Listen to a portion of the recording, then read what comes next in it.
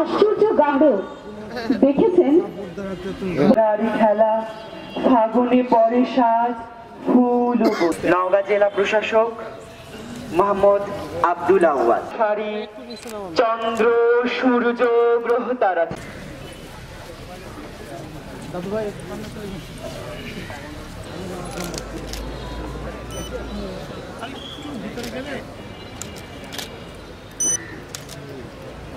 পুষ্পস্তবক করছেন জেলা পরিষদ নওগাঁ প্রশাসক। পুষ্পস্তবক অর্পণ করছেন সিআইডি।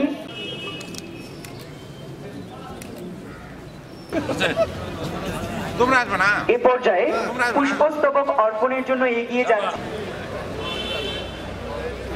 এ পর্যায়ে পুষ্পস্তবক অর্পণ করছে।